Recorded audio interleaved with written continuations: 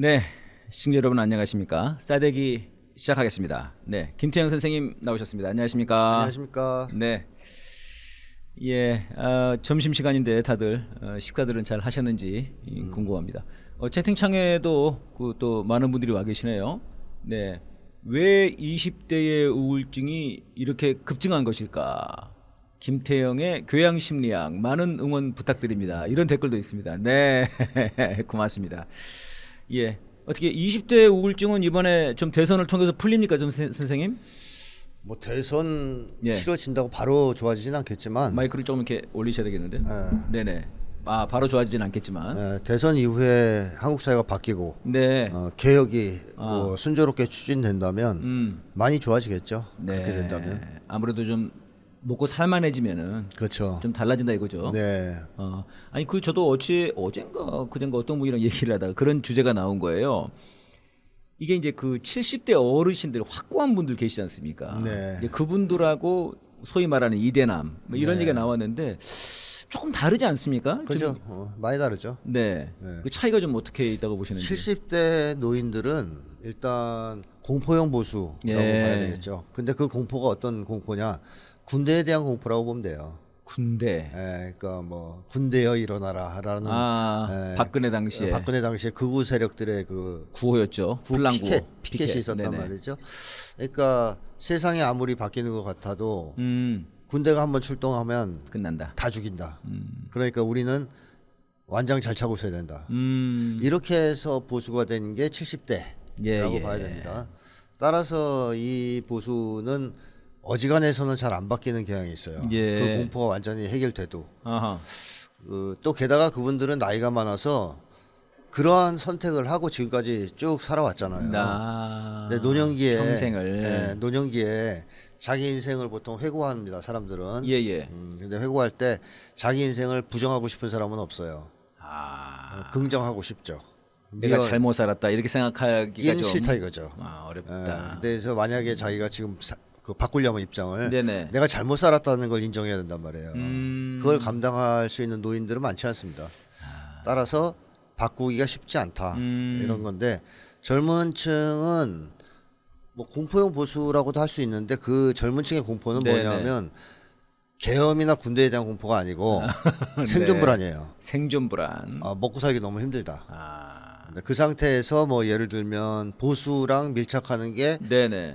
밥줄 챙기는데 밥그릇 챙기는데 좀 더 유리하다라든가 또 잘못 내가 진보 좌파로 찍히면 잘못하면 밥 먹고 살기 힘들어진다라는 네. 두려움. 그 다음에 또 뭐 먹고 살기 너무 힘든 상태에서 차별을 받는 것 같으면 거기에 대한 분노 이런 것들이 복합되면서 저 국힘당 내지는 예. 윤석열을 지지한 청년들이 많단 말이죠. 그러니까 이 친구들은 기본적으로 생존 불안이 기저에 깔려 있기 때문에 네. 이 문제만 해결되면 굳이 보수를 고수할 이유가 없어요. 예. 그래서 신념이 확고한 보수는 아닙니다. 20대가 그냥 실용적인 보수예요. 자기들이 먹고 사는 거 너무 힘든데 그거를 해결해 줄 것 같지도 않고 민주당이 예. 오히려 저쪽이 그 자기들 억울한 처지를 잘 대변해 주는 것 같고 그 예를 들면 페미니즘 문제 같은 거 네. 그런 데서 쏠리는 거거든요. 네. 따라서 젊은 층은 그 문제가 해결되면 빠져나올 가능성이 매우 높고 그 다음에 70대처럼 인생을 회고하고 이런 나이가 아니에요. 오랜 시간이 그런 게 아니니까요. 미래를 생각하는 세대죠. 네. 마이너스 50이 있는 거네요. 그러니까 노인들은 주로 과거를 회상합니다. 아하. 미래가 별로 없기 때문에. 그래서 주로 사고의 기본은 과거 회상이에요. 근데 청년기는 그렇잖아요. 주로 사고의 중심은 미래입니다. 야, 그게 차이가 크네요. 세대 심리죠. 세대 심리가. 네, 그래서 미래를 계속 생각하는 세대예요. 예. 그러니까 지금 변신하는 건 아무 문제가 안 돼요. 음. 그래서 사람이 보통 중년기까지는 그런 변신이 가능하거든요. 20대는 열려 있다 이런 거죠. 네. 선택에. 네. 그래서 보수에서 탈출할 수 있는 가능성이 훨씬 더 높다. 70대보다는 네. 그렇게 봐야 됩니다. 네, 방금 그 세대 심리 말씀하셨는데 이게 바로 그 교양 심리학에 들어있는 내용이죠. 그렇습니다. 네, 그렇습니다. 네, 최근에 출간하신 그 책이 있으니까요. 여러분 그 책을 많이 또 구입하셔가지고, 정말 교양서더라고요. 이제 다시 대학 들어간 기분이었어요, 선생님. 네. 공부하는 기분으로. 네, 심리학 개론서입니다. 그러니까요. 네. 보통 이제 선생님 다른 책들은 이제 그거라기보다는 이제 물론 다 이론서긴 하지만 네. 굉장히 그냥 쉽게 넘어가는데 이거는 좀 생각을 좀 해야 되더라고요. 네, 그렇습니다. 근데 그런 것도 좋아하시는 분들이 계시거든요. 또 그리고 뭐 그거를 잘 습득하면 적용할 수가 기초 있습니다. 이론이기 때문에 그러니까요. 여러 군데에 적용할 수가 있죠. 네, 기초를 해놓으면 이제 집을 지을 수 있는 거죠. 그렇습니다. 예. 네, 여러분 많이들 봐주시면 좋겠습니다. 예, 그러니까 그런 걸로 생각하면은 지금 이제 김문수가 자기가 이제 뭐 잘 먹고 잘 살게 해주겠다 뭐 그런 얘기 하거든요. 경제는 김문수다. 예, 이게 말만 그렇게 하는 거지 뭐 네. 구체적으로 비전 하나도 없죠. 아하. 이번에 토론에 나와서도 어떻습니까? 기껏해서 하는 얘기가 규제 철폐하고 규제 철폐. 그다음에 노동자들 탄압해서 네. 잘 살게 해주겠다는데 누굴 잘 살게 해주겠다는 거예요. 노동자들 탄압해서 노동자들을요? 그러니까 기업가들이나 기득권 세력만 잘 살게 해주겠다라는 네. 말이지 일반 서민들은 작살 내겠다는 말을 태연하게 예. 대선 토론에서 하고 있더만요. 그러니까 방법론도 없고 네. 그야말로 사기를 친 거죠. 그러니까요. 사실 그 방금 그 노동자 말씀하셨습니다만 그렇게 되면은 진짜 이건 완전히 그 뭐라고 그래야 될까요? 노동 학살이라고 해야 되나? 네, 뭐 중대산업재해법인가? 그러니까요. 그거 관련해서도 그거 없애자 그러는데 어우, 얼마 전에 또 파리바게뜨 그렇습니다. 쪽에서 네. 노동자 한 분이 그렇습니다. 일하시다 돌아가셨지 않습니까? SPC. 네, SPC에서. 아니 근데 그런 상황에서 그걸 왜 없애자고 하는 게 말이 됩니까? 그러니까 김문수가 얼마나 반노동자적인 인물인가 이걸 드러내는 발언이죠. 뭐 노동운동했다는 거를 굉장히 그 자랑스럽게 걔네 그 자기도 홍보 문구에 썼던데요. 네, 이 정도면 노동운동가가 아니라 노동학살가인데. 그렇지. 지금은 노동 학살가라죠. 그러니까요. 네. 예, 그것뿐만이 아니고 그 저는 그 저 북한과 관련해서도 네. 거의 뭐 윤석열이랑 진배 없던데요. 그죠. 뭐 보복 타격을 해야 되겠다. 완전히 그냥 네. 무슨 뭐 군인 같은 그런 군대에서도 완전히 그 도착된 생각을 갖고 있는 그런 군인 같은 전혀 고려가 없는. 윤석열이가 그 선제 타격 떠들고 그렇습니다. 북을 적대시하면서 네네. 결국에는 남북 관계가 엄청나게 악화됐습니다. 해방 이후 네. 최악의 상태에 빠져들었죠.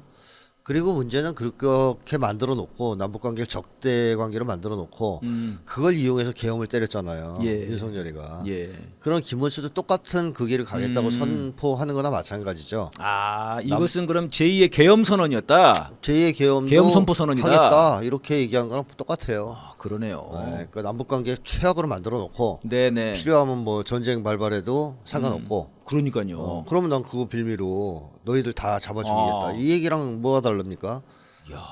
윤석열의 계엄을 반대한다면 그래서 저는 분단 체제 해체를 주장해야 된다고 얘기하는 예, 거거든요. 예. 근데 김문수는 완전히 전혀 윤석열하고 아니던데요. 똑같죠.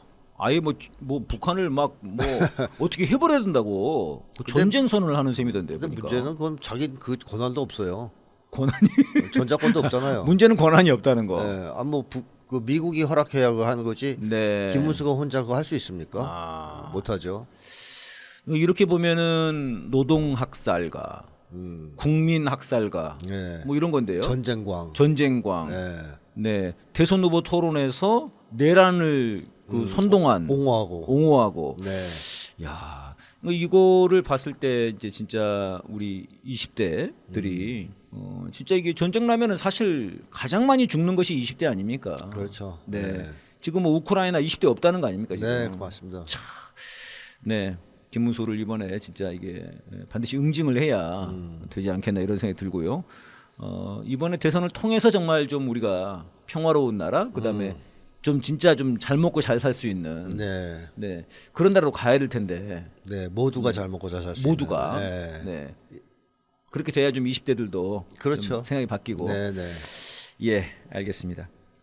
선생님 이번에 이제 직위원 아주 그냥 뭐 뉴스를 장식하고 있습니다. 직위원이 그 굉장히 그걸 원한다고 그랬지 않습니까? 어디 보면은 이게 굉장히 좀 주목받는 걸 좋아한다고. 예. 그래서 옛날에 보니까 잡지 같은데 인터뷰도 했더라고요. 판사치고는 참 독특하게. 골든벨도 나가서 뭐 모자 쓰고. 아 그랬습니까? 나 TV에 나왔다. 뭐 이렇게. 이런 게 좋아하는 모양이에요. 그러니까 네.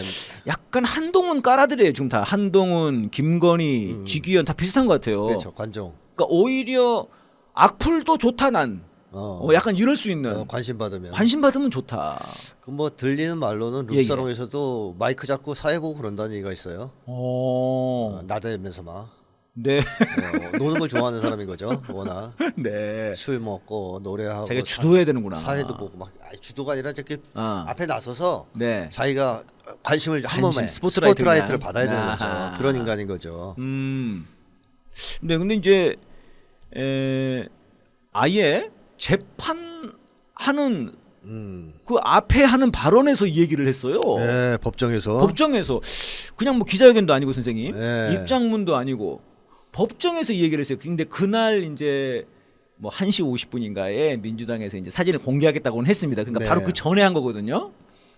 근데 저는 이제 의아한 게 네. 야, 법정에서 이런 얘기를 하나? 네. 재판 과정에서 네. 좀 이게 좀 의아했고 또 소맥 뭐 삼겹살 소맥 얘기했는데 네. 이거 좀 분석 좀 해주세요. 이게 심리가 뭔지 이놈이. 일단 네네. 법정에서 한 거는 이 지기현이가 공사 구분을 못하는 인간이라는 걸 확실히 보여주죠. 아. 만약에 해명할 게 있으면 네네. 따로 기자회견을 그렇죠. 요청하든가 아니면 뭐 내든가. 입장문을 내든가 네네. 그렇게 해서 따로 해야죠. 그럼 되는데. 왜 법정 시간에 자기 그 신상 문제를 얘기합니까? 네. 그러니까 이놈이 얼마나 공사 구분이 안 되는 놈인가. 그렇다면 지금 재판도 네. 이 공사 구분 없이 한다고 봐야 돼요. 게다가 보면은 그 법정 안에 룸사롱 그 죽돌이 네. 지기현, 그다음에 룸사롱 또 전문가 네. 윤석열, 그렇죠. 전문가죠 그분이. 네, 그다음에 검찰 룸사롱이 네. 자주 그러는 검찰. 검찰. 이렇게 쭉 앉아 있으면 분위기가 이게 룸사롱인지 재판지. 법정인지 알 수가 없잖아요. 맨날 룸사롱에서 같이 아니, 모여서 술 마시던. 그런 얘기들도 주장을 합니다. 그래서 비공개하는 거 아니냐 이놈이 지금. 그치. 비공개로 룸사롱 기분 내면서 네. 뭐 우리끼리 서로 잘 봐주면서 싸바싸바 하자. 네네. 그래서 저는 공사 구분을 못한다. 이 사람은 공무원 자격이 없지 않냐. 이 말 하나 한 것만으로도 예. 공무원 자격이 없는 인간 아니냐. 얼마나 상식이 없으면 저딴 얘기를 네네. 법정에서 하냐 하는 점을 지적하고 싶고 예. 또 한 가지는 해명이 너무 구체적이에요. 너무 어. 디테일해요. 그냥 나는 야 이거 재밌네. 룸사롱 같은데 안 간다라든가 안 간다. 지금까지 제기된 그런 의혹들은 사실 무근이다 한마디 하면 돼요. 그렇죠. 보통 해명을 그렇게 하잖아요. 그렇죠. 근데 저는 주로 삼겹살과 소맥을 먹거든요. 사실 저는 그 다음 말이 더 웃겼어요. 어. 그런데 요즘 그런 것도 안 사줘요. 사람들이 안 사줘요, 뭐 그죠? 근데 그게 제일 웃기더라고. 아니 근데 누가 궁금합니까 그거? 네, 일단 너무 구체적이다. 지기현이 그 소맥을 좋아하는지 삼겹살을 좋아하는지 우리는 관심 없어요. 또 자기가 그 섭섭함 그런 것도 안 사주는 섭섭함 표현. 그걸 왜 하지? 그걸 왜 법정에서 그러니까요. 국민들 향해서 얘기합니까? 네. 그러니까 이런 사달란 걸 얘기인가? 이런 걸 봤을 때 네네. 저는 이 사람이 굉장히 한동훈과 비슷한 유형이다. 아, 아주 세부적인 데 집착하는 인간이다. 선생님 그 얘기 하셨죠 한동훈이 예, 디테일 강박증 같은 게 강박증이 강박증이 있다. 있다고. 아주 구체적이고 세분적인 데에 집착하는 인간 유형이다. 그래서 변명도 그런 식으로 하는 거다. 이런 생각이 들었고 네. 그렇다면 이게 이 네네. 사람이 쾌락주의자잖아요. 지기현이 딱 봐도 네.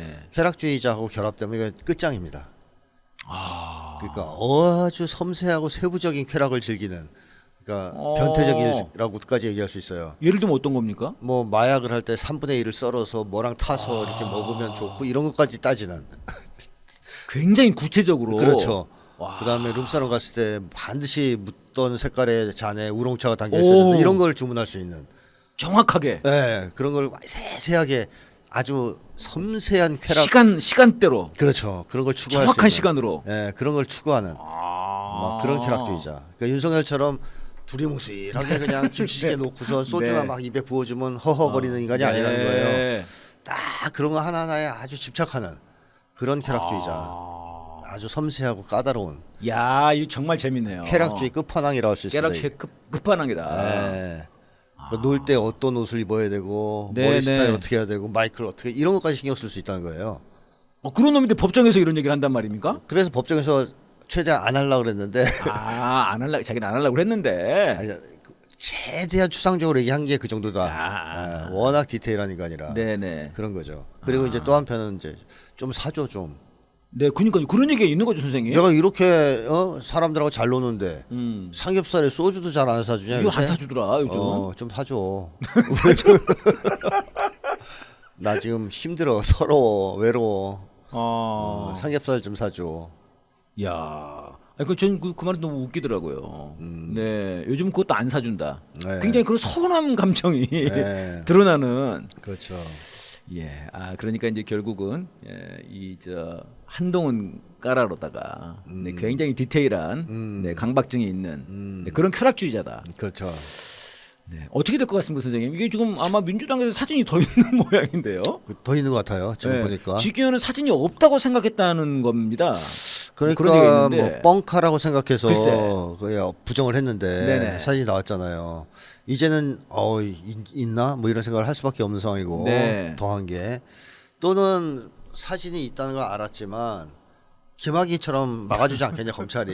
네. 아이 지기현 아니네 이거는 누가 봐도 지기현이 아니네. 네, 뭐 이거는 뭐 윤석열이네. 이럴 네. 이제 식으로 자기를 카바쳐주지 않겠냐. 아, 이런 믿음이 있었을 수도 있고 아니면 또 한 가지 가능성은 사진보다 캐비넷이 더 무섭기 때문에 네. 그러니까 사진에 찍혀 있는 것이 얼마나 심각할지 몰라도 검찰 캐비넷에 담겨 있는 네. 자료는 이거는 진짜 감당 불가 하기 때문에 협박에 응하거나 네네. 또 룸사롱 카르텔의 요구에 응할 수밖에 없는 거 아니냐 하는 생각도 룸살롱 들고요. 카르텔. 그런 가능성들을 생각해 볼 수 있죠. 그러니까요. 아니 그 사실 윤석열도 룸살롱에서 간택된 거 아닙니까? 그렇습니다. 김건희한테 간택되고 네. 거기서 대통령으로 만들어지고 그 한국- 검찰들 다 룸살롱에 있었다는데. 한국의 법조 카르텔은 네. 뭐 다른 말로 하면 룸사롱 카르텔이에요. 아 정말 이렇게 지저분할 수 있는 겁니까, 선생님 진짜? 뭐 그 한국 영화 사회가? 보시면 나옵니다.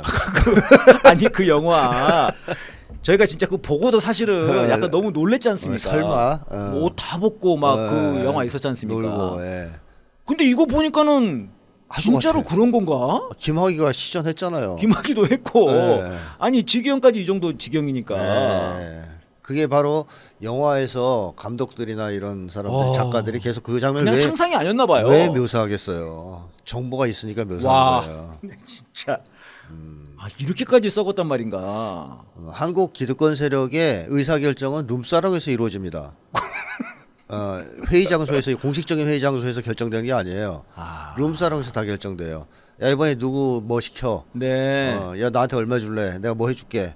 다 거기서 거래되는 거잖아요. 그 원조격이 바로 박정희의 요정 정치 아니겠습니까? 아하. 거기에다 사람들 불러다 놓고 예. 거기서 중요 의사 결정을 다 했잖아요. 술 처먹고 네, 그러다 여자 보니 이제 끼고 거기서 죽었잖아요. 요정에서. 네. 참 이게 참 이번에 진짜 이 대선 정말 승리하고 난 다음에 정말 갈 길이 진짜 네. 뭡니다, 선생님. 이거 그러니까 선생님 저는 이제 놀란 건 그거예요. 그러니까 이놈이 이제 내란범을 풀어줬고 내란 재판을 독점하고 있어요. 네. 그럼 뭐 뻔한 거 아닙니까? 앞으로 그렇죠, 재판이라는 게. 그렇죠. 그런데 그런 놈이 룸살롱 다니면서 이랬다는 것이 이제 밝혀지는 건데 그럼 이게 지기현만 이러겠나 이런 생각이 들고 선생님 말씀대로 그렇지 않죠. 그 재판부들이 대부분 그래. 네. 야 그러면 이 기득권이라는 게 이 법조 카르텔이라고 하는 것들이 네. 이 판사 검사 이게 진짜 완전 법비들 아니냐 이런 생각이 들고 네. 이 마음 독하게 먹지 않으면 이게 개혁이 쉽지 않겠구나. 그렇죠.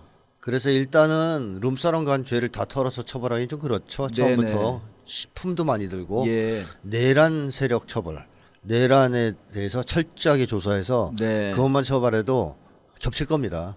겹친다. 대부분 내란 세력이 룸사롱에 간 사람들일 거예요. 만나게 된다 결국은. 네. 근데 이준석은 안 겹치네. 내란을 반대했지만 성상납부 받았으니까. 네, 그러네. 혹시 모르죠, 뭐. 걔도 몰라요. 어딘가에 겹쳐 있을지. 네, 네, 알겠습니다. 참. 네, 이번에 이제 주말에 이제 1차 대선 네. 후보 토론이 있었습니다. 네. 네. 혹시 보시면서 좀 인상 깊었던 거?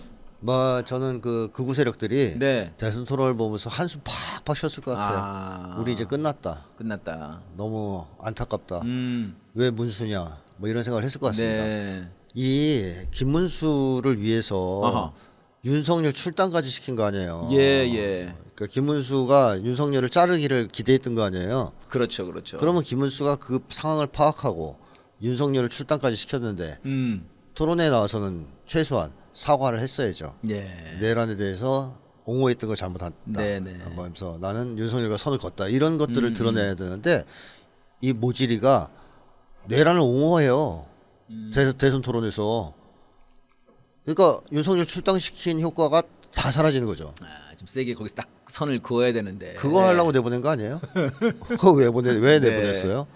사실 그거는 한동훈이 했으면 잘했을 건데요, 그죠? 그렇죠. 걔네들 입장에서는 야비하게 탁 자르면서, 딱 자르면서 오늘인가 어젠가 또 냈더라고요. 그렇죠. 윤석열 손절 없이 안 된다 뭐 이런 거. 근데 그걸 위해서 사실은 내보낸 건데 문수가 그 상황을 잘 파악했다면 자기도 그 한동훈 비슷한 얘기를 했어야죠. 네. 근데 내란 옹호하다가 권영국 그 후보한테 혼났잖아요. 그래서 나는 내란범이야. 이거 이 이미지를 다시 한번 굳혔는데 얼마나 김문수가 이 모자란가 하는 거를 잘 보여주는 장면이었다. 네. 그래서 김문수는 일단 어버버한 게 큰 문제인 것 같습니다. 그렇더라고요. 이 질문을 이해를 못해요. 네. 질문을 잘 이해 못해요. 그러니까 제가 봤을 때는 이제 이해 못하는 거 윤석열도 비슷한 것 같아요, 선생님. 근데 윤석열은 되도 않는 말을 이렇게 만들어서 하지 않습니까? 네. 뭐 무슨 얘기를 하는지를 모르겠는데 계속 얘기를 하고 있어요, 윤석열은. 근데 김문수는 일단 그게 안 되는 것 같아요. 네. 약간 버벅거리는. 반응이 느리죠, 좀. 네네. 네, 멍해지기도 하고. 네네. 대표적인 게 바로 이재명 후보가 그 한미 관세 협상을 네. 왜 그렇게 서두르냐. 어허. 그러니까 어쩌가지고 말을 못해요. 네. 이재명 후보가 서두른다는 말도 모르세요? 그러니까 그 다음에 이상한 말 했거든요. 네. 그러니까 그런 장면들이 계속 반복되는. 그러니까 질문의 요지를 이해하지 못하고 횡설수설, 동문서답하는. 네. 그것도 윤석열보다 더 못하는 그런 발언을 하는 거. 그게 이제 문제고. 네. 또 한 가지는 자기 주장도 논리적으로 잘 이렇게 논리정연하게 설파를 못해요. 그러니까 확실히 사고 능력에 뭔가 문제가 생겼다 이런 생각까지 들거든요. 네. 그리고 또 하나는 대선은 좀 통이 크게 이렇게 정책들을 제안해야 되지 않습니까? 예. 한마디로 미래 비전 같은 걸 제시해야 되는데 김문수를 보면은 말이죠. 쫙 세부적인 공약을 나열식으로 읽어요. 네. 줄줄줄줄. GTX 이거 누구에 대해서 이런 공약, 누구에 이거 줄줄줄 읽어. 톤도 똑같아 비슷해요. 네네. 이게 저 고등학교 때 그 교장 선생님 그 꼰대 같은 교장 선생님 훈화하는 장면이 생각나요. 전교생들 운동장에 세워놓고 올라가가지고 느릿하게 지루한 말 쭉쭉 늘어놓는 그 네. 교장 선생님 볼 때 그 느낌을 받습니다. 그래서 대선 전략을 왜 저따위로 세웠을까? 아하. 그냥 좀 선이 굵게 네네. 주장을 해야 되는데 왜 저렇게 나열식으로 세부 공약들을 쭉 읽는 방식의 대선을 했을까? 왜 그랬습니까? 김문수가 그걸 못할 거 머리가 안 따라서 그런 걸 못해서 그냥 짧은 거 구체적인 거는 읽을 수 있을 테니까 그래서 그런 거 아니냐. 그래서 자세하게 하면 그쪽의 대선 토론팀도 김문수의 지적 능력에 문제가 있다는 것을 알고 할 수 없이 그런 거 아니냐. 예. 뭐 이런 의심까지 들 정도로 어버버했습니다, 정말로. 네네. 지금 그 시청자분이 쓰신 건가요? 네. 문수가 변절하면서 레드 컴플렉스로 단어를 금지하면서 사고가 제한이 되고 지적 능력이 떨어진 게 아닐까.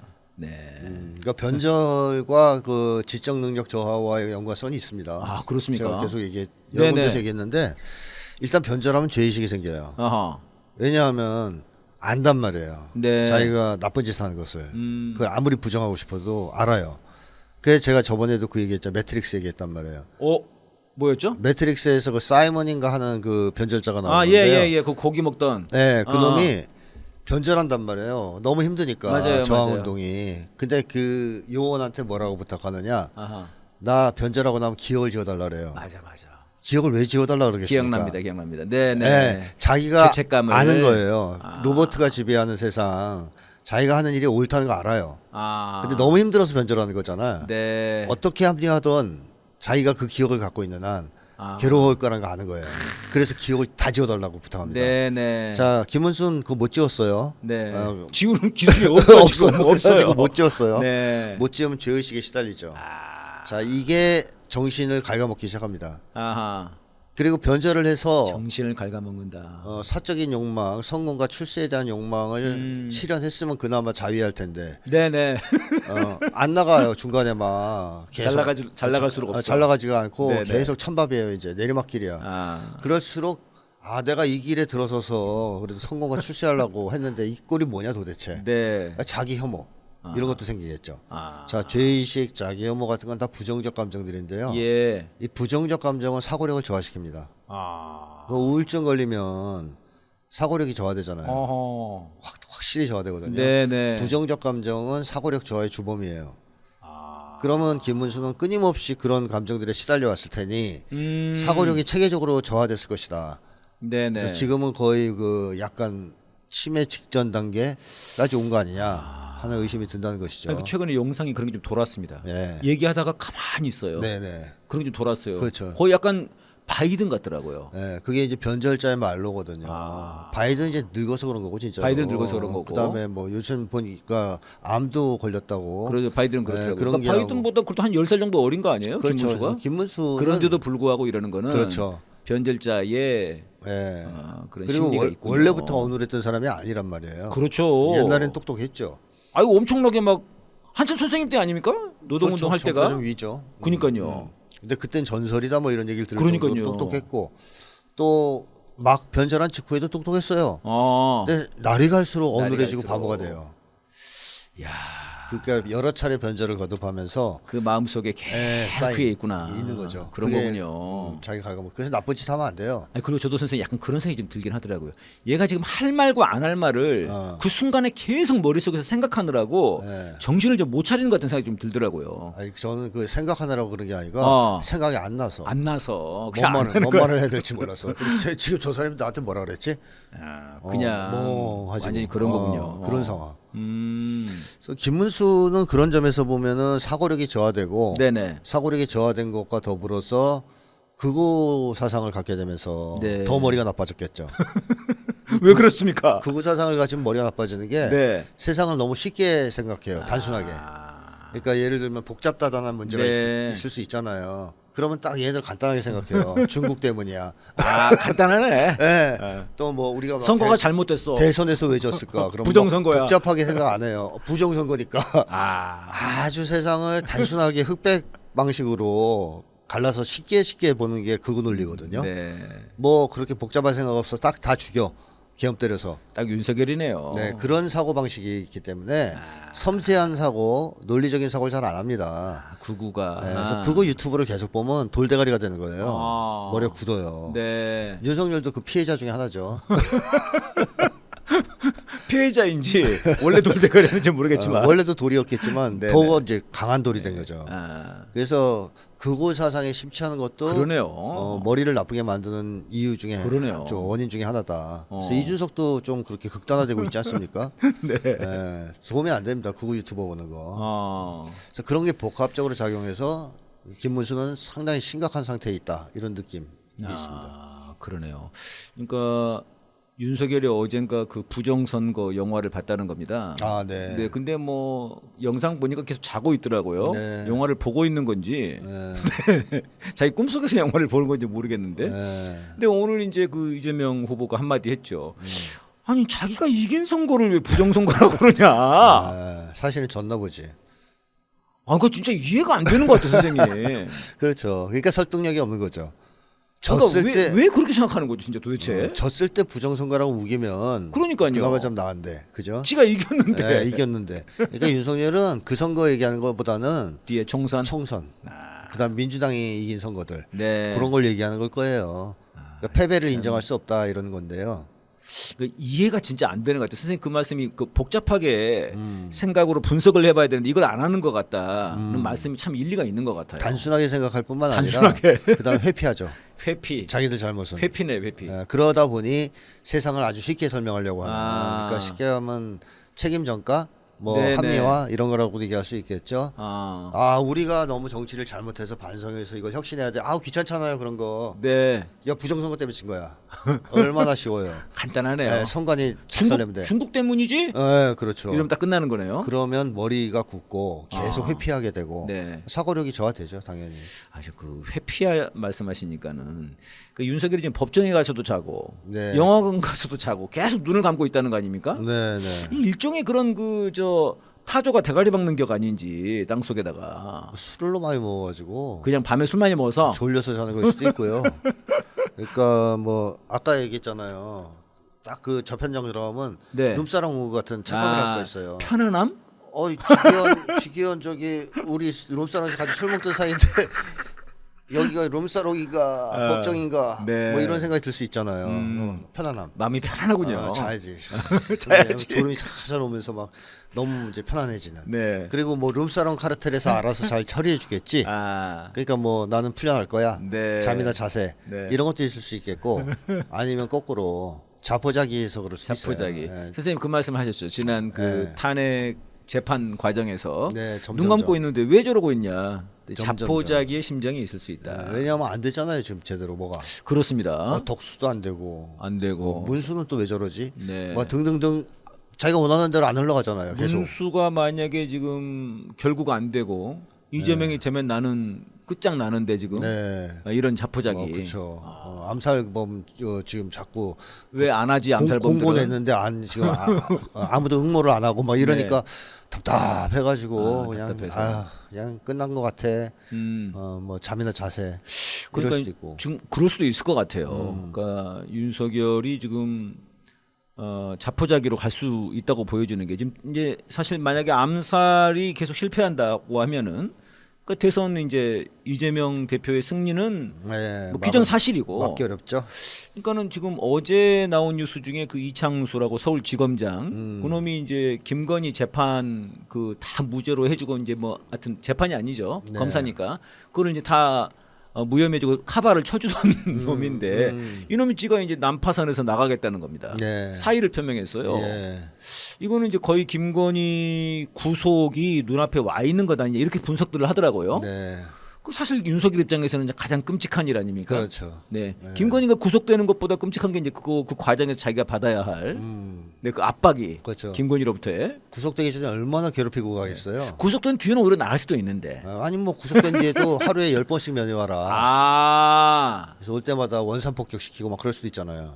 그럴 수도 있네. 네, 그러니까 뭐 감옥에 간다고 해방되는 게 아니에요. 윤석열 입장에서는 동시에 따로 들어가는 게 좋군요. 그렇죠. 윤석열 입장에서 최고의. 나도 넣어줘. 좀 멀리 떨어진 쪽에. 나도 같이 넣어줘라 같은 날. 그러지 않으면 윤석열은 해방되기 힘들어요. 이거 기자회견 해야 되겠는데 윤석열이. 네. 심지어는 정신적으로 예속되면 네네. 상대방이 죽어도 그걸 벗어나지 못하는 경우도 많아요. 일단 그렇습니까? 정신적으로 예속되면. 어. 근데 일단은 분리되는 게 중요하죠. 어. 현실적으로. 그래서 네네네. 김건희가 감옥 가는 것만으로 해결되지 않고 같이 가줘야 윤석열도 그래야 이제 비로소 윤석열의 정신 건강을 위해서라도 네. 둘이 빨리 같이 감옥에 들어가 줘야 되겠는데요. 그렇습니다. 그러니까 지금은 약간 좀 그런 압박감이 굉장히 좀 있어 보입니다. 네. 그런 것들이 좀 계속 눈을 감게 하고 네. 좀 그런 기자들한테 화내게 하고. 네 기자를 막 밀치고 막 그런데요 지금. 그날은 김건희한테 맞고 나온 날이겠죠. 아하 저런 네가 나를 알아. 막 때리고 막 이러니까 막 기분 더러운데 기자가 와서 얘기하니까. 예 알겠습니다. 이준석은 어떠셨어요? 이준석은 그야말로 이제 개싸가지 시전을 했잖아요. 아 진짜 이거다 바로 싸가지 없다는 게. 난리 나더라고요. 예. 이녀환이든가요? 이녀환이 이녀환 그 옛날에 했던 얘기. 이준석은 버릇이 없다고, 도덕성이 없다고. 도덕성이 없다고. 네, 그래서 부모가 교육을 교육을 잘못했다고. 예. 그거 짤이 계속 돌더라고요. 네. 그러니까 이준석이 그날에도 유감없이 자기의 어떤 네. 면모를 드러냈는데 가장 대표적인 게 네네. 승부욕입니다. 과도할 정도의 승부욕. 그러니까 이준석이 좀 멀리 내다보는 정치인이라면 네. 포지션을 어떻게 잡아야 되냐면 아하. 이번 대선은 어차피 안 되잖아요, 자기는. 예. 그러면 차기나 차차기 노려야 될 거 아닙니까? 음. 이재명 후보하고 아주 건설적이고 우호적인 얘기하고. 토론을 하고 어허. 제안도 하고 네. 일부 지적도 하고 이런 성숙한 모습을 보였으면 그동안의 이 비호감 이미지 비호감 1위죠 지금. 네, 1위. 68% 국민이 싫어합니다. 압도적 비호감 같은데. 그것도 쉽지 않아요. 국민 밉상되는 게 70%에 가까운 국민들이 자기를 싫어하게 만드는 거 그것도 능력이죠. 거의 뭐 이 정도면 김건희급 아닌가 싶은데. 뭐 그래요. 네. 김건희 70%가 나올까 싶은데 글쎄 말입니다. 비호감이. 근데 이준석은 압도적으로 하여튼 70% 수준을 달성했잖아요. 그러니까 이게 이준석이가 네네. 그런 미래를 내다보는 행동을 했다면 그 이미지가 상당 정도 불식될 수가 있었습니다. 네. 우리가 보니까 그동안 개싸가지인 줄 알았더니 네. 애가 그렇죠. 괜찮네. 그렇죠. 예의도 바르고 뭐 상대방 존중도 할 줄 알고 토론도 잘하네. 젊은 정치인으로서 한번 기대해봐도 되겠어. 이럴 기회였잖아요. 네. 근데 얘는 그게 눈에 들어오는 게 아니에요. 그런 먼 미래가 네네. 내 눈앞에 있는 이재명을 꺾어야 된다. 이겨야 된다. 이재명이 제일 잘 나가니까 이재명을 꺾으면 내가 돋보이겠지. 네. 반드시 꺾어야 되겠어요. 그래서 이재명 이기는데 아주 뭐 올인을 하는. 말로 이겨보려고. 그렇죠. 말로 이겨보려고. 네, 말로 이겨보려고 네네. 깐죽깐죽하면서 깐족대면서. 뭐 이기지도 못했죠. 네. 이제 욕만 먹은 건데 나름대로 거기 이제 모든 걸 다 기울이는 총력을 기울이는 그런 모습을 보였다. 아하. 이걸 보면 이준석이는 정치인이 될 만한 인물이 못 되는 거예요. 그럼 저는- 뭐가 될 수 있는 겁니까? 그 배틀 같은 거 하는 거 있죠. 그 퀴즈 대회. 네네, 퀴즈 네. 대회도 안 되겠네. 깐족되지 못해서. 그러면은- 1대1 뭐 배틀 끝장 토론 이런 거 있죠. 네. 그래가지고서 서로 성길내기 하기. 뭐그 수준 낮은 애들끼리 나와서 개싸움하는 거. 그런 데는 이준석이랑 한동훈이랑 딱 둘이 하면 좋겠네. 그건 제가 볼 때는 살이 나요. 살이 나요, 둘이. 둘이 붙으면 서로 막 깐족되고. 네, 그러니까요. 나중에는 참다 못해서 막 이제 머리채 뽑고 막. 아. 자 그래서 네. 어쨌든 이준석이의 이제 그러한 모습들은 그가 딱 순간순간의 승리에만 집착하는 인간이라는 걸 보여주는 건데 그럼 어떻게 걔가 국힘당 당대표까지 될 수 있었냐. 네네. 명태균 때문인 거예요. 그렇죠. 제가 볼 때. 그러니까 명태균 같은 사람이 코치했으면 이번에 좀 잘했을지도 몰라요. 근데 이젠 그런 코치도 없나 봐요. 네. 그러니까 얘는 그냥 이재명 죽이기에 올인하고 나 이재명 이겼다 말로 씹었다 뭐 이러면서 네. 이제 좋아했던 거 아니겠습니까? 나 잘했지 이러면서. 그럼 이제 뭐 극렬 지지자들은 좋다 그런 사람도 있대요.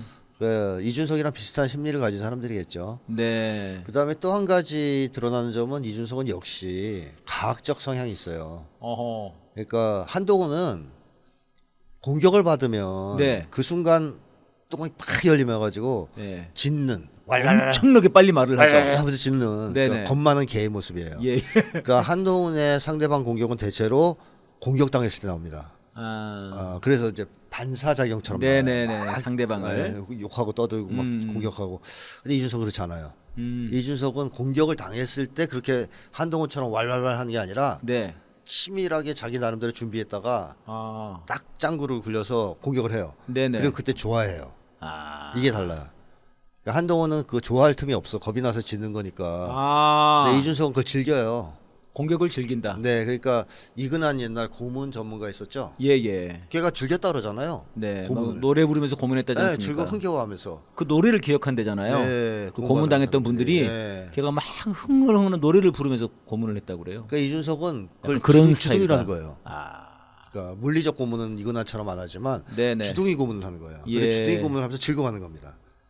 그게 보여지죠. 표정이나 이런 나 데서. 잘했지 이러면서. 그 짜릿한 쾌감. 어. 그 순간. 네. 그러니까 남에게 보여지기 위해서가 아니라 그 자체가 즐거운 거예요. 이 정도면 과학적 성향이 있다고 봐야죠. 정치는 안 되겠네요, 진짜 그러면은. 그렇죠. 그래서 뭐 정 안 되면은 뭐 이거 있잖아요. 때리는 거. 네네. 이런 짓을 하든가 아니면 뭐 그 정육점 같은 데서 이걸로 칼로 막 써는 걸 하든가 네. 그래야 이준석은 조금 마음속 분노가 풀리지 않을까 싶을 정도로 이 과학적 성향이 좀 느껴진다. 그래서 가학적 성격이다. 그러니까 이재명 후보 공격하면서 좋아하는 모습, 예예. 즐거워하는 모습. 아하. 이재명 후보가 얘기할 때 안 듣잖아요. 네. 이준석은 안 들어요. 그 계속 여기 쳐다보고 이렇게. 딴 데 쳐다보고. 그러니까요. 딴 데 쳐다보면서 느낌이 오는 게 아. 어떻게 하면 한 방 찌를까.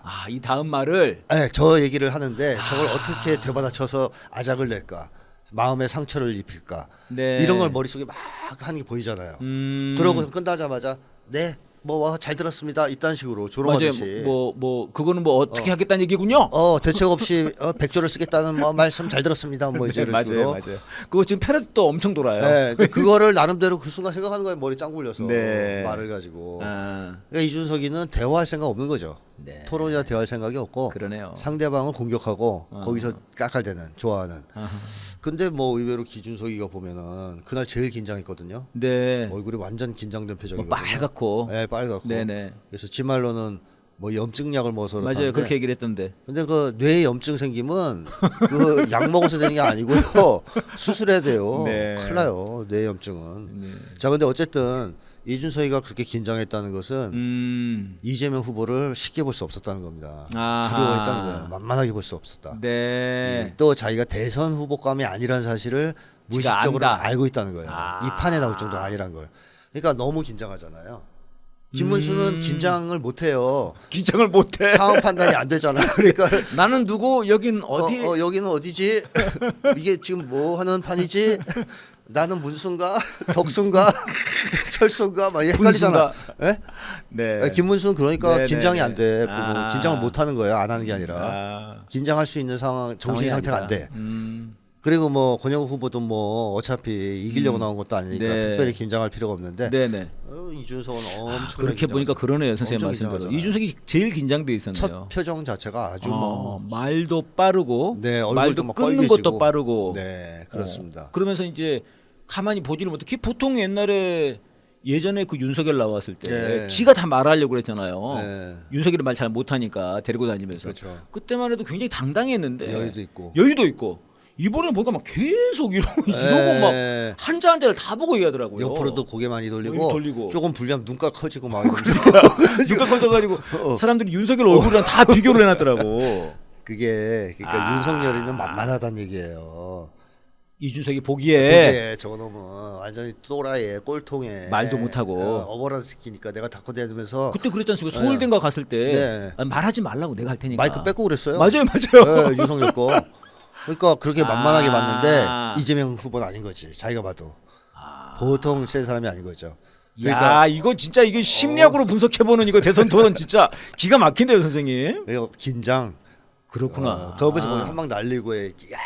야왜 좋았어 그러면서도 또 긴장. 네네. 뭐 이런 게 반복이었던 거죠. 그러니까 이게 그 이준석이 싸가지 없다로 정리할 문제가 아니네요. 그게 단순하진 않죠. 그 심리 안에는 네. 굉장히 긴장돼 있는 거네 지금 네, 이재명과의 맞습니다. 싸우면서. 두려워하는 거예요. 그러네요. 네. 아, 근데 저는 그 말씀이 일리가 있는 것 같아요. 그러니까 쥐가 진짜 정치를 하려면은 다음 수를 보면 되는데 네, 그런 거 없어요. 이게 40인가 뭐 그렇게밖에 안 되는데. 네, 아 그러면 사실 뭐 앞으로 4년 5년은 금방 가는 거고. 그렇죠. 그럼 되는데 이게 그게 안 된다는 안 거. 되는 거예요. 그 순간 자기의 충동을 못 이기는 거죠. 네. 꺾어야 돼, 이겨야 돼, 뭐 이런 거. 정말 건시안적이네요. 네. 아니 그러니까 이제 명태균 같은 애들이 뒤에 없는 모양이에요 이제. 명태균이 없어져서 그래요. 명태균이가 이렇게 아니 그러니까 명태균이나 신기한 게 사실 약간 오세훈 쪽은 명태균이 날린 거라고 봐야 되는 거 아닙니까? 그렇죠. 검찰들이 이제 날린 거지만 한동훈이 아무튼 간에 날렸다고 한동훈이 보시죠. 날린 거지만 네. 근데 왜 이준석은 굉장히 감싸고 돌더라고 명태균이. 그러니까 이준석은 그 어떻게 보면 한국 극우를 살리기 위해서 키워낸 네. 하나의 이제 젊은 세대의 정치, 구구 퀴즈. 극우 퀴즈 정도 되는 거죠. 네. 그러니까 살려야 되는데 보니까 또 얘도 너무 뭐 상태가 안 좋은 거죠. 어제도 무슨 영상 하나 돌던데. 네. 아 저 합리적 보수인 줄 알았더니 아니에요. 네, 맞습니다. 구구예요 이렇게. 네, 그리고 뭐 자랑질 많이 하고 네. 그 USDC인가요? 네네. USDC, USDT 뭐 그거. 하여튼 그 무슨 코인 네네. 그거 관련해서 그걸 물어보잖아요. 그 의도가 국민들의 다 보이죠. 네. 이재명 후보를 공경에 빠뜨리고 잘난 척하란다. 아, 네네. 그거 모를 수도 있잖아요. 네. 저도 몰라요. 근데 이재명 후보가 다 알아야 돼 그걸? 그건 모를 수도 있지. 근데 네. 딱 노림수가 보이는 거죠. 네. 그거 얘기하면 이것까지는 모를 거야. 모르겠지. 네. 그러면 그것도 모르냐. 난 안다. 이런 잘난 혼내줘야지 이렇게 잘난 척하는 네. 거. 이게 사람들 눈에 너무 잘 보이지 않습니까? 그렇죠. 그러니까 짜증 나는 거예요. 아. 뭐 예를 들면 뭐 사람들 만나면 내가 너 이거 더 잘 알아 하면서 너 이거 네네. 모르지 이거 하는 사람이 꼭 있잖아요. 근데 있어요. 그래서 꼭 있습니다. 그러려면 뭐 GTP하고 대화를 하지. GTP가 이준석보다 잘할 걸요. 그렇죠. 근데 그 의도가 이제 느껴지는 거죠. 음. 지식을 자랑해서 네. 상대방한테 자기 우월감을 드러내고 사람들한테 나 똑똑해 이런 걸 과시하려고 하는 이 정말 저열한 헛똑똑이네, 정신, 헛똑똑이. 수준 이런 것들이 드러나는 거죠. 알겠습니다. 이번에 이제 가장 좀 지난주에 뜨거운 이슈 중에 하나가 주한미군 사령관이 한 말입니다, 선생님. 네. 제이비어 브런슨이라고 하는 주한미군 사령관인데 이놈이 이제 한국을 항공모함이라고 그랬어요. 네. 야, 이거는 이게 엄청난 얘기인데요, 선생님. 네. 보통 이제 우리들이 한국을 항공모함으로 생각하는 거 아니냐, 저놈들이? 이제 그렇게 이제 분석을 했고, 뭐 일본이 이제 뭐 가라앉지 않는 항공모함이다, 뭐 이런 얘기는 했지만 주한미군 사령관이 공공연하게 항공모함 얘기를 한 것은 이거는 참 이게 큰 일인데요. 지 속마음으로 있다고 하더라도 말이죠. 그렇죠. 그 주한미군 사령관이 뭐 이제 얘기한 한국은 항공모함이다라는 네네. 표현은 그야말로 이제 군사적 시각에서 네. 네오콘적 시각에서의 한국에 대한 평가라고 네. 할 수 있겠고 또 경제적 입장에서의 평가는 트럼프가 이미 했죠. 네. 현금 지급기다. 머니머신이다. 머니머신이다. 네. 그러니까 미국에 있는 사람들이 미국의 지배층들이 한국을 어떻게 보고 있냐. 아 이게 잘 드러나는데 경제적으로는 머니머신. 네. 한마디로 이제 돈 뜯어내는 나라. 그다음에 군사적 입장에서 보면 항공모함. 아우 진짜 열받네. 그러니까 중국과 전쟁을 할 때 네. 군사 기지라 이거예요. 그런 얘기죠. 그걸로 쓰겠다는 겁니다. 음. 근데 그냥 한국을 항공모함으로만 쓰면 다행이에요. 예. 한국군을 끌어들이겠다는 게 더 큰 문제입니다. 네, 사실상. 대만 전쟁에. 네, 대만 중국 네. 전쟁이 벌어졌을 때 네네. 한국군을 끌어들여 가지고 어. 항공모함에 있는 병사들을 미군 병사가 아니라 한국군 병사를 채워서 네네. 중국과 싸우겠다는 얘기 아니에요. 예. 아, 이거는 그야말로 정말 충격적인 얘기죠. 어. 근데 이준석이가 이걸 가지고 네네. 뭐 이재명 후보를 공격했잖아요.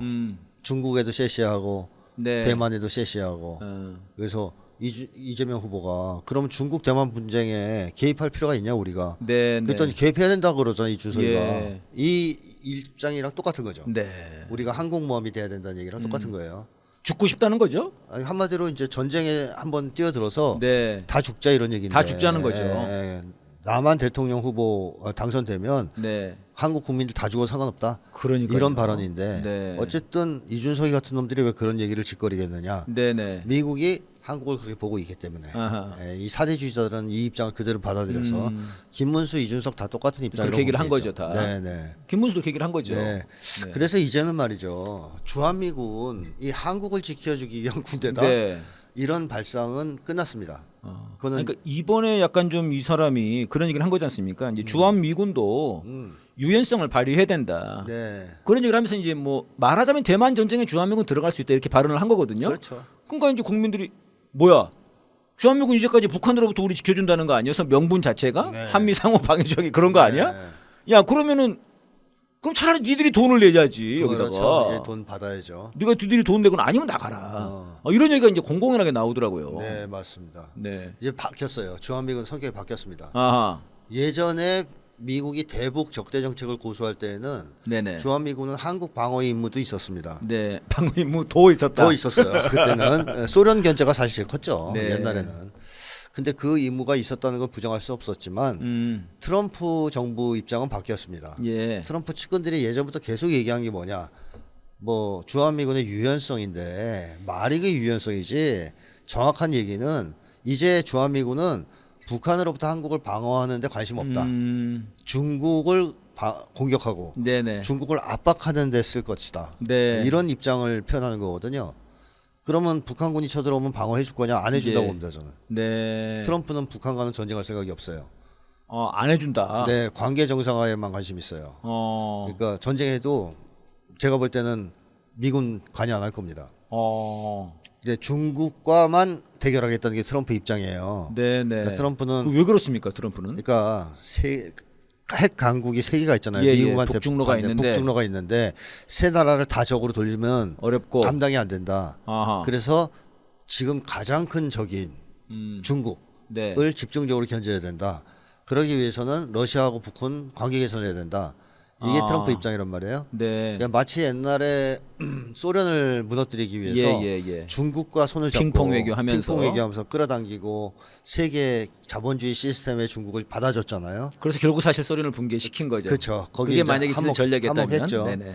그거를 트럼프가 지금 쓰고 있는 거란 말이에요. 아. 러시아 북을 중국과 떼겠다. 음. 물론 그 자기 마음대로는 안 되겠지만 네. 그렇기 때문에 북한과는 관계 개선 쪽으로 갑니다. 네. 따라서 주한미군은 북한 상대하는 군인이 아닌 거죠 이제 트럼프 입장에서는. 트럼프 입장에서는요. 네, 중국을 상대하는 군대인 겁니다. 네네. 그리고 거기에 한국군도 갖다 붙여서 총알바지를 만들겠다. 네. 이게 이제 미국 트럼프 쪽의 구상이다. 네. 물론 중국과 반드시 전쟁을 하겠다, 꼭 전쟁을 하겠다 이런 입장은 아닐지라도 뭐 최악의 경우에 전쟁이 벌어질 경우 네. 한국군을 총알바지로 내세우고 예. 주한미군이 중국을 상대하는 그런 이제 대중 무력으로서의 역할을 수행하게 만들겠다. 네네. 이게 지금 트럼프 쪽 구상입니다. 어허.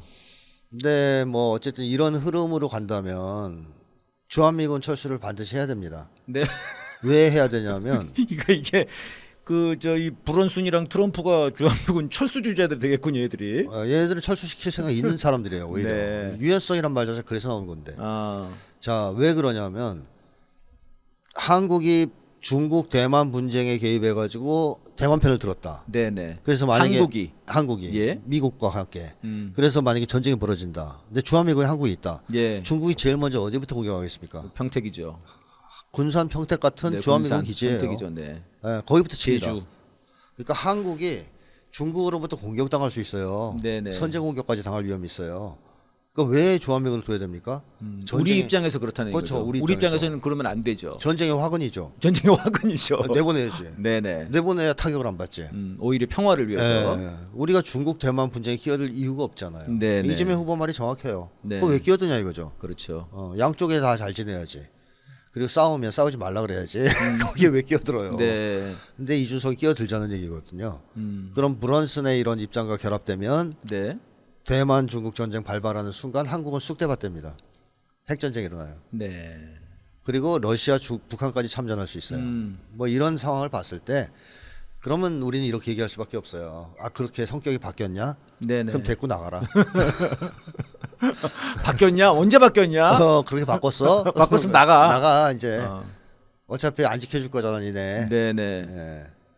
그러니까 이번에 또 이제 그 좀 문제가 되는 건 이 브런슨이 이 항공모함 발언만 한 게 아니고요. 네. 6월 이제 3일 날 저희가 이제 대선이 있는데 그러면 6월 4일부터 날짜까지 딱 특정해 가지고 일종의 동맹의 기로에 섰다. 그래서 이거 누가 대선에 승리하든 간에 한미일 협력이 지속돼야 된다 이렇게 얘기를 했거든요. 네. 아 이거는 지들이 봤을 때 누가 봐도 지금 이재명 후보가 대통령 되는 거 아닙니까? 그렇죠. 사실은. 흐름상. 그 이재명 대표한테 하는 얘기 아니에요 지금. 협박이죠. 너 때문에 지금 동맹이 기로에 섰어. 너 한미일 협력 어떻게 할 거야? 제대로 해. 이거 대선 토론에서 김문수가 하는 얘기인데 그렇죠. 이준석이가 네. 이 정도면 완전히 내정 간섭한 거 아닙니까? 그렇죠. 내정 간섭이자 협박이죠. 와, 이거 제가 보기 협박 같아요, 협박. 운신의 폭을 뭐 제한하겠다. 그러니까요. 그냥 손발을 묶어놓겠다. 뭐 이런 얘기겠죠. 그러니까 내정 간섭이면은 좀 뭐 그것도 기분 나쁘지만 협박으로 느껴져서 저는 좀 또 이게 좀 그렇더라고요. 그러니까 이거는 거의 공공연하게 암살을 막 그 뒤에서 분위기를 조성해주고 한국의 구구들 들고 일어나라고 막 지금 지시하고 이러는 거 아니냐 지금. 뭐 그렇게 그구들은 해석할 수 있겠죠. 그러니까요. 우리한테 힘을 주시네 저분이. 근데 이재명 후보도 그러다 보니까 한미 동맹 강조하면서 한미일 관계 동맹을 훼손하지 네네. 않겠다는 얘기를 하죠. 네네. 이 협박에 어느 정도 머리를 숙이는 모습을 그러니까요. 보이는 거죠. 뭐 안 그러면 어떡하겠어요. 네. 지금에서 우리 한미일 동맹 깰 거다 당선되자마자 네. 그럴 수는 없는 상황이니까. 예.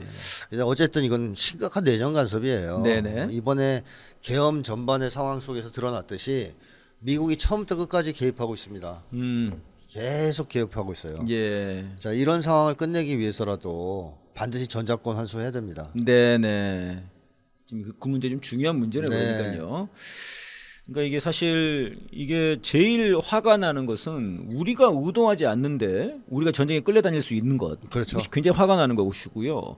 또 이게 저는 더 화가 나는 것 같아요. 그러니까 어떤 분이 그 말씀을 하시더라고. 항공모함이라고 비교한다는 거는 도대체 여기 사람이 살고 있다는 것을 무시하는 것 아니냐. 그렇죠. 그냥 군사적 관점에서 보는 거죠. 이게 무슨 한국 사람들 다 어디 갔냐 이제 이런 것도 있는데 좀 제가 좀 열받는 거는 이게 아니 그 한 나라에 그냥 어디 그냥 군인이잖아요 지가 그 뭐 그 지역 사령관 아닙니까 말하자면은 네. 근데 그놈이 와가지고 다른 나라에 가서 완전히 지가 막 대선 후보한테 예를 들면 우리 뭐 어디 그 장군 하나가 원스타가 네. 어디 다른 나라 가가지고 브라질 가서 야 브라질은 항공모함이고 그 이번에 선거에서 대통령 되는 애 정신 똑바로 차려야 돼.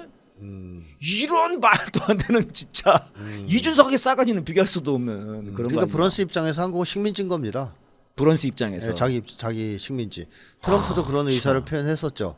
그들은 우리 허락 없이는 아무것도 하지 못한다. 승인 없이는 아무것도 하지 못한다. 그야말로 깔아뭉개는 얘기죠. 네. 너희들 우리 식민지인데 니네 뭐 자율권이 있어? 예. 우리가 시키면 시킨 대로 해야지. 그러니까 브런스는 이미 그게 머릿속에 가득 차 있는 거예요. 한국은 우리의 식민지. 예. 그리고 한국군은 용병, 미국의 네. 용병. 이게 머릿속에 가득 차 있는 사람이다. 한국은 항공모함. 근데 브런스만 그런 게 아니고 네. 역대 주한미군 사령관 다 그렇습니다. 네. 똑같아요. 그 저는 이번에 5.18인데 지난 그 1980년에 위컴. 위컴이 네. 한국 사람들은 들쥐와 같다고. 네. 이 한국 사람은 들쥐고 이건 뭐 얘는 한국은 항공모함이라 그러고. 그렇죠. 진짜 어이가 없는 것 같습니다. 근데 이제 그 저희들이 뭐 이거 추방 관련해 가지고 평택 앞에서 기자회견도 하고 막 그랬거든요. 지금 예, 최근에. 예. 근데 이제 예전에 의회 조사국 그 발표했을 때 12월 말에 네. 저희들이 이거 의회 조사국 이거 완전히 미국이 우리 지금 내정 간섭하는 거라고 이재명 대표 제끼려고 하는 거라고 그랬더니 막 이게 다 찬성이 있지는 않았어요 댓글에. 네. 약간 반대도 있고 야 그런 얘기를 왜 자꾸 하냐 이재명 대표 힘들어지게 그랬는데 조세비훈 얘기 나왔을 때 좀 달라졌거든요. 네. 그때 그런 말씀 드렸지 않습니까? 이번에는 완전히 그냥 완전히 야 그냥 나가라 다. 아. 뭐 이런 분위기예요 지금. 그렇죠. 국민들도 이제 하나하나씩 깨우쳐 나가는 거죠. 아. 마치 80년 광주항쟁을 통해서 네. 한국인들이 반미 그런 의식을 느낌이 가지게 들더라고요. 되었듯이 이번 계엄 사태를 지나면서 미국의 정체를 다시 한번 직시하고 입장을 정리하는 또 어찌 보면 민족 자주의식이 더 높아지고 있다 이렇게 볼 수도 있겠죠. 네. 그러니까 정체가 계속 드러나는 것 같아요. 네. 마치 윤석열이 사람에게 충성하지 않는다고 포장을 했다가 나중에 정체가 뚝 떨어지면서 나쁜 놈이 나타났듯이 계속 정체를 드러내는 게 아닌가 싶고 저는 선생님 그런 생각도 들더라고요. 조세비윤이라고 하는 외교관을 통해서 이제 해보려고 하는데 잘 안 되니까 이제 직접 군인이 등장하나? 네. 브론슨이라고 하는 총 들고 야 너네 가만 안 했으면 그냥 혼난다 이런 식으로. 뭐 그럴 수도 있겠죠. 네. 그래서 한반도 긴장이 지금 고조되는 상황인데, 네네. 그래서 러시아 대사도 뭐 인터뷰했더만요. 그렇더라고요. 자꾸 이렇게 하지 마라. 북에서 경고를 보냈다. 참는데도 한계가 있다는 식의. 네, 우리도 가만히 안 있을 거다. 네, 그래서 우리 그거를 사조에 있다. 그 말을 무시하면 안 된다 이런 이제 네, 인터뷰를 네, 하지 네. 않았습니까? 그러니까 한반도 긴장이 계속 고조되고 있어요 지금. 예. 계속. 그래서 그런 점에서도 빨리 대선이 정리돼서 네. 이재명 후보가 이 한반도 긴장을 완화하기 위한 아주 뭐 빠른 그리고 네네. 확실한 조치들을 좀 취해야 되지 않을까 그러게 하는 말입니다. 생각이 듭니다. 그리고 이제 저는 좀 그런 우려도 들더라고요. 그러니까 이제 대선 전에 지금 이제 암살 때문에 다들 그 방탄유리 네. 그 뒤로 자꾸 더 나오려고 그러면 들어가라고 막 하고 아. 풍선 일부러 들고 거울 들고 그러고 시민들이 그러고 있어요. 네. 진짜로 진짜 암살이 될 수도 있을 수도 있다고 보니까 근데 브론슨까지 이렇게 나오니까 막 더 좀 걱정이 되고 그런데 이런 생각도 듭니다. 그러니까 이게 진짜 대선 이후도 이게 마음 놓을 수가 없겠구나. 그렇죠. 또 게다가 그렇게 경고한 거 아닙니까? 네. 대선 끝나면 너 정신 똑바로 차려 이렇게. 그래서 야 이게 대선이 끝나고 나서도 진짜 이 한국이 나아갈 파가 길들이 이게 순탄하지만은 않겠구나. 진짜 온 국민들이 힘을 합쳐야 되겠구나 네, 그런 생각이 국민들이 좀. 계속 뒷받침을 해줘야 네네. 개혁을 추진할 수 있다는 건 분명합니다. 예, 알겠습니다. 지금 오늘 이제 대선이 불과 이제 얼마 남지 않았습니다. 정말 그야말로. 네. 예, 많은 분들이 지금 후보를 지켜야 된다 이런 불안감, 그 다음에 또 어떤 시민들로서의 책임감 이런 게 굉장히 높고요. 네, 함께 그런 마음으로 지켜나가야 될 것 같고, 근데 문제는 이렇게 브론슨의 이런 발언이랄지 또 내란 세력들의 준동이 지금 여전히 남아 있고, 또 김건희가 오늘 이 순간 가만히 그냥 서서 앉아서 감옥에 들어갈 그런 작자가 아니기 때문에 또 무슨 짓을 벌릴 수 있다 이런 생각이 들고, 그래서 우리 국민들이 또 긴장하고 눈에 불을 켜고 내란 세력들을 청산하는 데 앞장서야 될 것 같습니다. 오늘 사대기 여기까지 하겠습니다. 선생님 네. 고맙습니다. 네.